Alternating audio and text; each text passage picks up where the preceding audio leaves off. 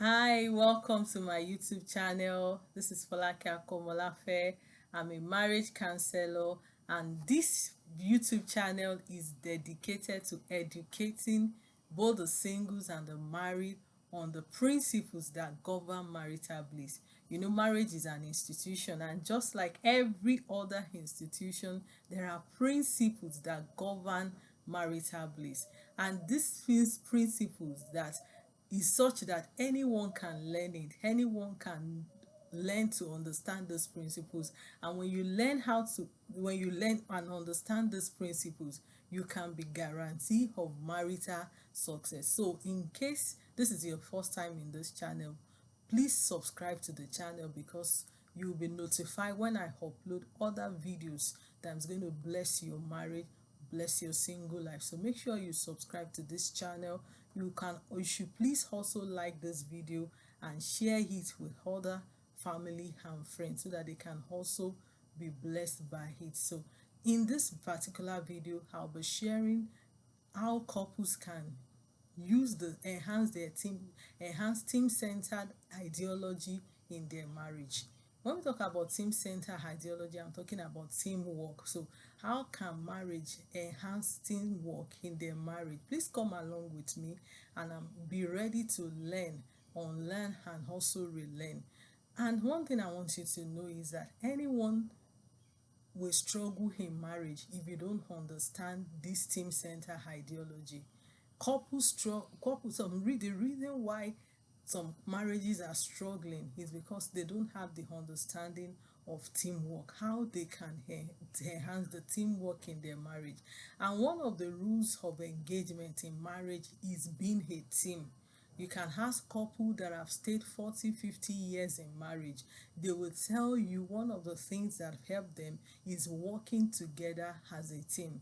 The popular scripture that we all talk about when it comes to marriage also support this team ideology, the concept of teamwork in marriage, because it says in Genesis chapter 2 verse 15 to 18, let's make him helpmate for him. So the marriage is meant to be a help for the two people involved, and that's where the teamwork comes in. So marriage is teamwork, so it doesn't necessarily matter who gets the ovation. Everyone is working together as a team. We are not celebrating strength in marriage. We are celebrating teamwork. We are celebrating couple understanding each other and being able to push forward even as a team, not projecting each other's weaknesses, not working individually, not fighting each other, but fighting together for the marriage as a team. Let's look at the game of football, for example. Actually, this is one thing marriage has taught me, because normally on a good day I'm not a football fan, but because of marriage I've come to learn one or two things about football. And one of the amazing things about this game of football is that the star players don't win or lose matches. It is the team that lose matches. It is the team that wins matches, not the star players. So the same thing in marriage. Is not the star player, is not the best person, best among the couple that win or lose. Is the team, which is the marriage. So one thing about the game of football is that if you are a striker, everybody has their different skills and different skill sets. So the coach positions everyone at the strategic place based on what they can deliver. But the truth is that when the team wins or lose, it's not the individual, it's the team. And so that's why no matter the area of expertise, let's say for a striker, for example, or a defender, for example, sees an opportunity to drive the ball, even to score the opponent, he will not say, because after all, I'm not the striker, so what's my business? My own is to defend. No, if that opportunity comes at that moment, he becomes the striker. That's the way it works, and nobody is going to say, why did you do that? You are not a striker. No, this is an opportunity to save our team, because if you see that opportunity and you didn't use it, and eventually the team loses, it's not the individual that lost, it's the team. So that mentality is what governs that game of football, and that's what that's what all all the players have in the at the back of their mind, and makes them to work together. So the same goes for marriage. No individual in the marriage relationship, everyone have their different areas of strength, but the goal is to place them together so that they can support each other. Remember, I'm going to make him an helpmate for him. So it's not about what your husband can do or what the wife can do. It's about what the two people can do together, bringing their strength, bringing their expertise together to make their relationship as husband and wife to work. So if you have anything, opportunity to save the marriage, you are not waiting for the other person to do it. You are not the two people involved are working together and saving the marriage, saving the relationship, fighting together. So if any couple, if any marriage is going to succeed, the individual in that marriage must move, must transition from an individual mindset to a team mindset.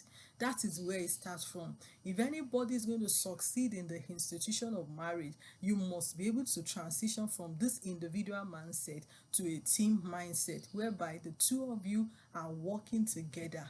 Not if there's an issue, you are fighting together. If you are not fighting each other, you are fighting for each other, and this is very important. Why? Because let me use this example. I used to work in the bank, and I remember those days when it's time for appraisal. There's this saying that you cannot be an A star in a team that is a B, that has a B appraiser. That means you cannot have a A star and A star appraiser when your team is having a B appraiser. When your team is having a bad appraiser, it's going to affect your appraiser as an individual, even no matter how good you are, because they are expecting that your being good should be able to rub off on your team. You are not working for yourself, you are working from a team. And so the appraisal of your team is what is the basis for your own appraisal as an individual. So the reason is that that team spirit must be there, because the institution recognize that there is little or nothing we can achieve alone. And that's why, in order to drive that institution, that team spirit approach within the institution, everybody's appraiser is a base, is an offshoot of your team's appraiser. So if your team is not having a good appraiser, probably the best you can get as an individual is a B, or at most maybe they give you an A. But it's just team, so it's in a bid of driving this team appraiser. So in marriage, if as husband and wife we can understand and buy into this team-centered ideology, that is teamwork, we will have more success stories to share in the marriage and family life institution. There will be a lot of breakthroughs.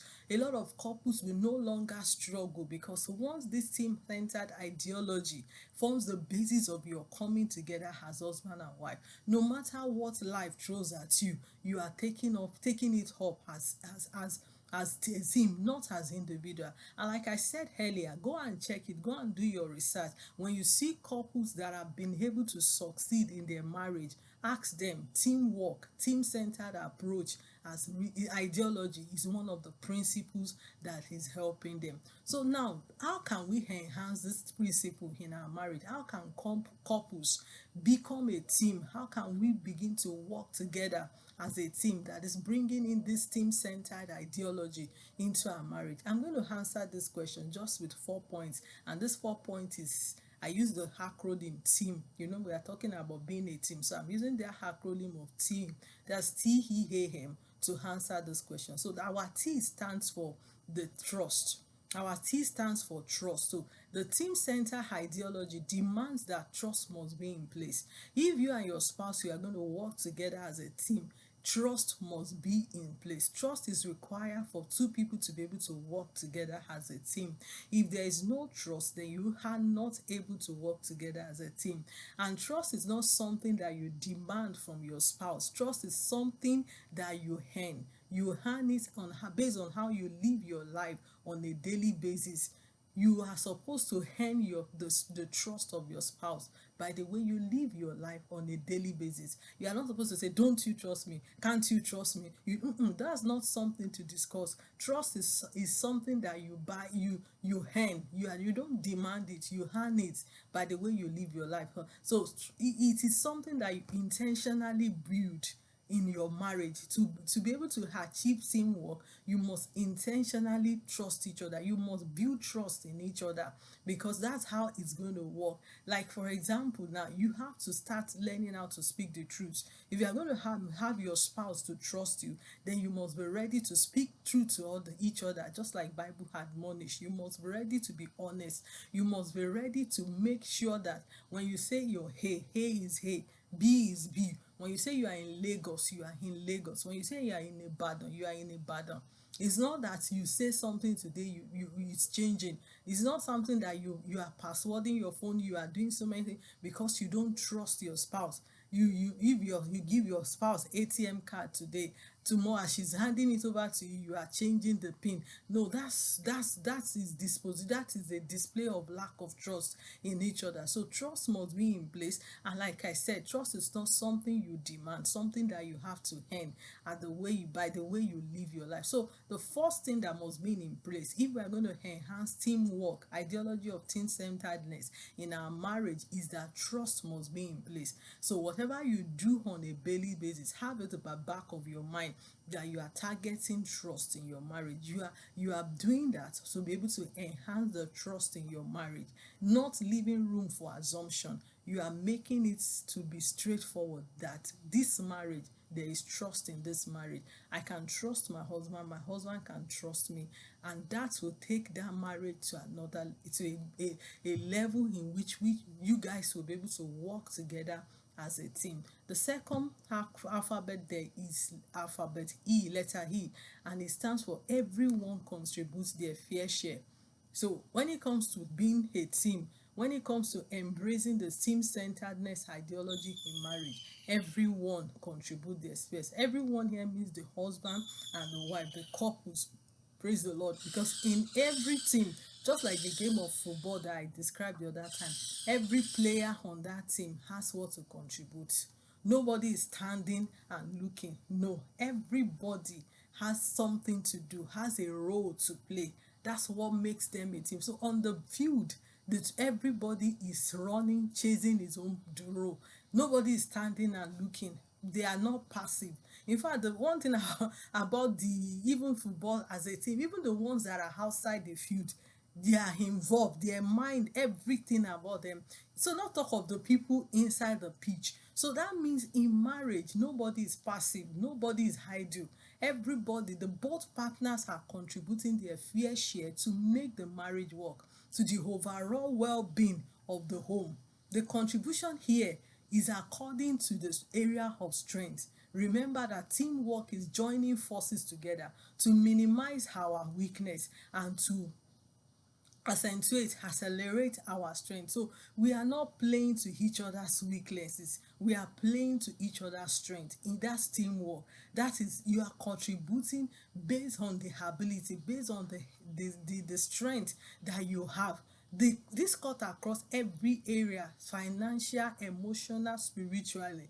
Everybody is contributing. For example, let me give example. I said it cuts across every area, so I'm just going to try and give example, short example. For example, in finance, I've had people ask me these questions, especially when I go for singles seminar or marriage, singles and married. People say, okay, so who is the one that pays, then that carries the larger share of the family bill? So in this situation, maybe the family bill, the sum total of the family monthly bill is about 500,000, just an assumption. And so the question is, so between the wife and the husband, who takes the larger share? And I always answer this question by saying, who is earning more? Because if the bill is 500,000, the wife, or let's assume the wife is earning 400, the man, based on whatever reason, is earning like 250,000. So ask me, who takes the larger share of that bill in that family? In fact, this one is definitely the one that is earning more, because even if the man puts the whole 250 down, it has not solved the problem.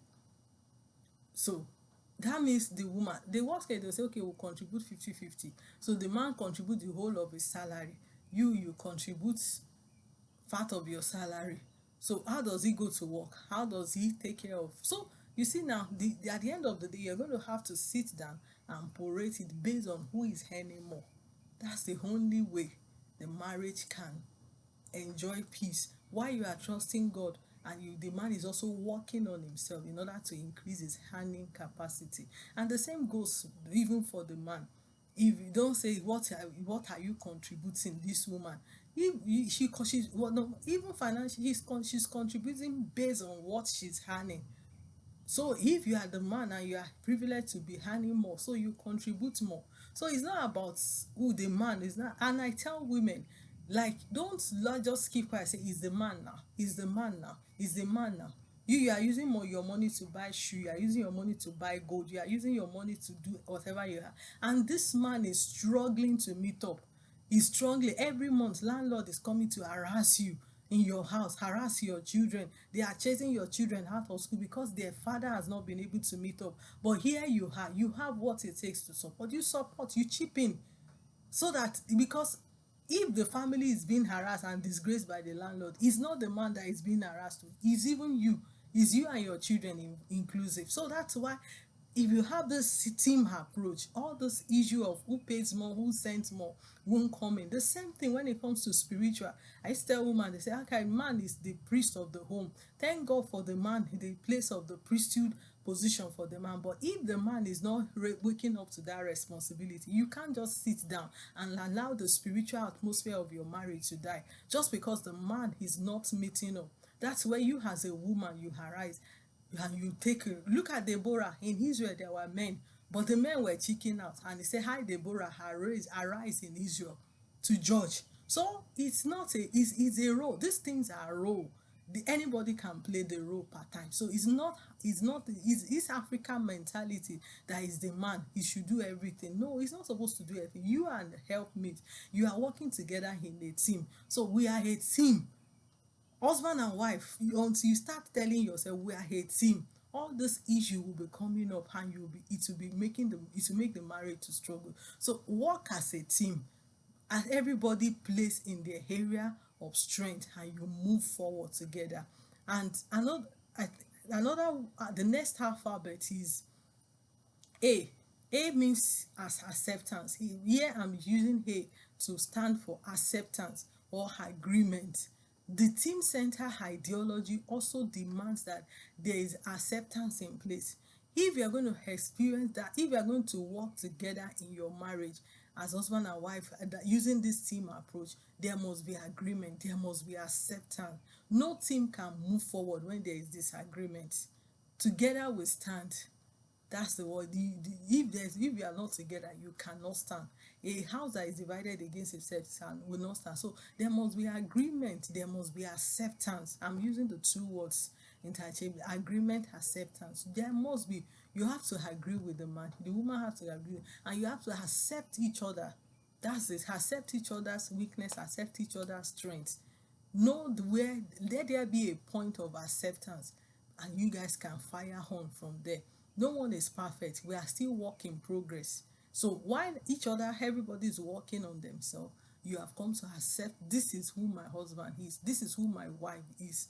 Let me use the example.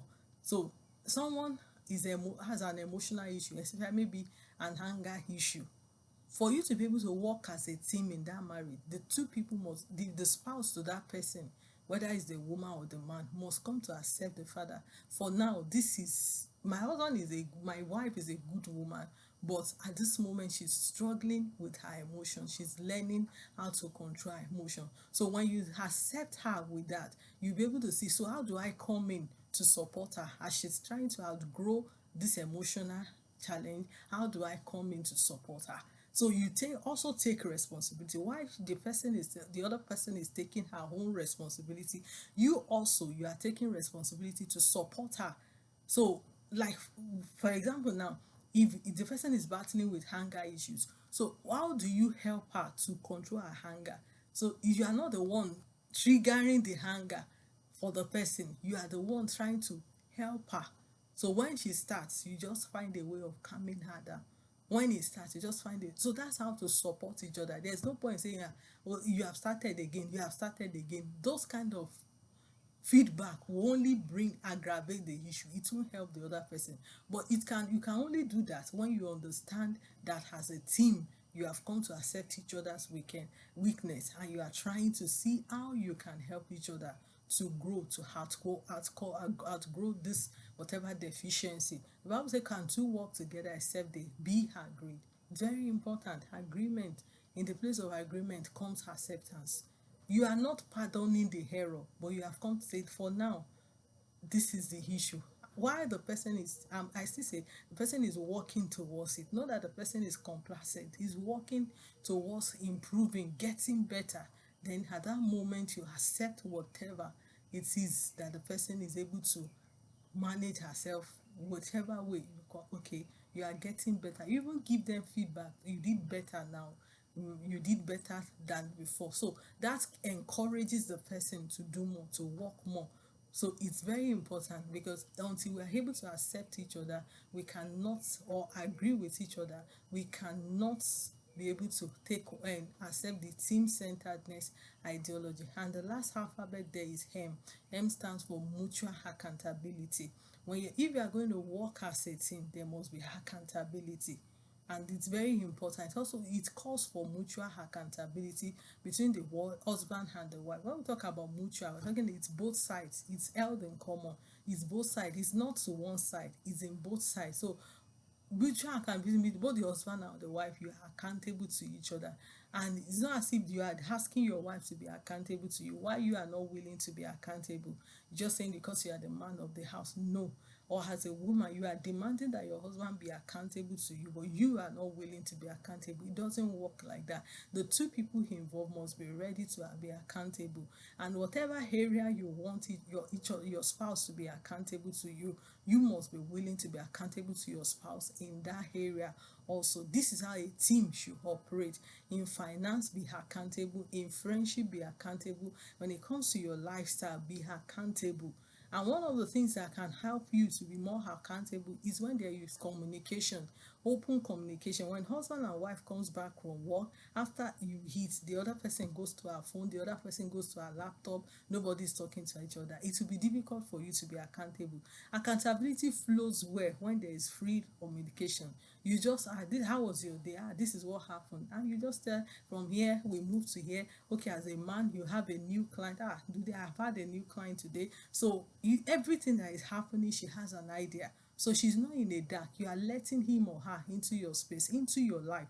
Because the truth is that you guys are doing life together. That's what marriage is all about. So if you are ready to do life together, you should be willing to be accountable to each other. It is very important. This is one basic thing that will help you to work together as a team. Being accountable to each other, seeing each other as partner, and not as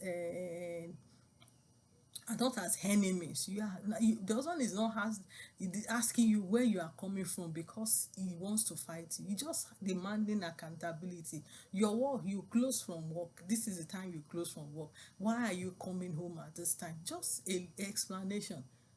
It doesn't hurt. Then if you are not willing to be, why are you asking me, is this suspecting me? No, he's not suspecting. So it's when you are not now talking that will bring the suspicion. But if you can actually calmly explain this is what happened, then that doesn't give room for suspicion. In fact, for him not to suspect you, before you even delay in coming, you send a message, you send it, you make a call, this is what happened. I will not come home my usual time. So already you have killed the whole whatever thing that might want to give room for suspicion. But also don't wait till you are asked. Accountability even before the other person asks you, this is what happened.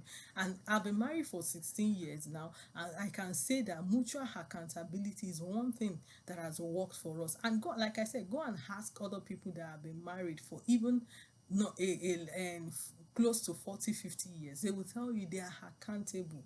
The man is not saying, I'm the man of this house, I can do as I like. No, even as the head, the man of the house, you are accountable to your wife. As the woman, you are accountable.